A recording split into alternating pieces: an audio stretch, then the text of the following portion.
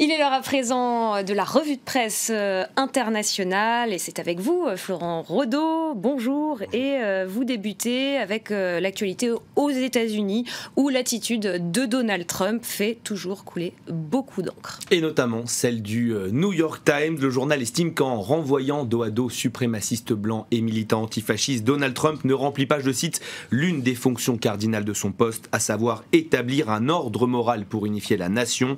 À l'inverse de ses prédécesseurs, Donald Trump se soustrait au jugement moral.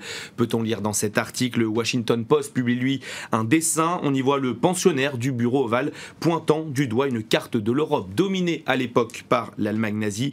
Il dit, bien sûr, vous avez eu des nazis d'un côté, mais de l'autre, il y a aussi un autre groupe qui les chargeait sans autorisation.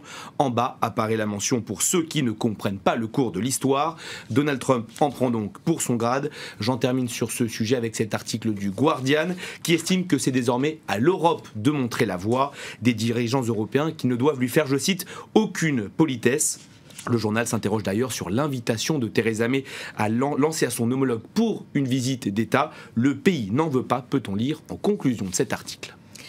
On prend la direction de l'Afrique, Florent, avec les suites de l'élection présidentielle au Kenya. Battu par Uhuru Kenyatta, d'après les chiffres officiels, Raila Odinga a annoncé qu'il allait contester les résultats devant la Cour suprême. Et pour le Daily Nation, cette décision est, je cite, louable. Alors ce n'est pas un parti pris politique, juste l'envie de voir le processus démocratique se dérouler normalement.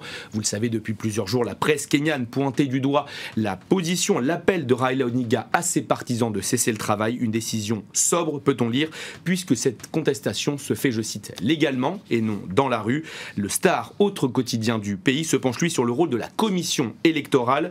Le journal estime qu'elle sait tout simplement tirer une balle dans le pied. Une grande partie des électeurs ont mal. Ils ont de nombreuses questions dont les réponses sont enterrées dans le labyrinthe technologique automotrice de la commission qui produit des gagnants.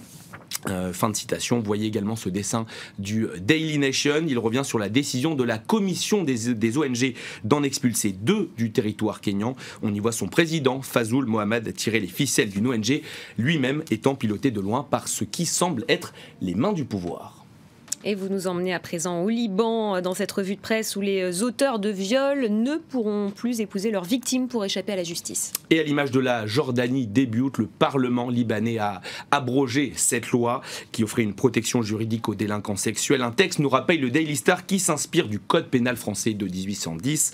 Époque napoléonienne, bien sûr. La décision a été saluée par les militants pour les droits des femmes. Une victoire qui a, je cite, un goût amer selon l'Orient le jour, le titre libanais qui précise que cette loi est en fait maintenue dans 2 cas très précis, en cas de relation sexuelle consentie avec une mineure de 15 à 18 ans et en cas de relation sexuelle non consentie avec une mineure de 15 à 18 ans à laquelle on a fait miroiter le mariage. Et l'on se permet de parler d'abrogation, s'exclame le journal. Vous l'avez compris, il y a donc encore beaucoup à faire pour les femmes au Liban. Encore beaucoup de travail. Et vous terminez avec cette nouvelle qui va intéresser les fans de James Bond. Daniel Craig l'a annoncé, il rempile pour un épisode supplémentaire.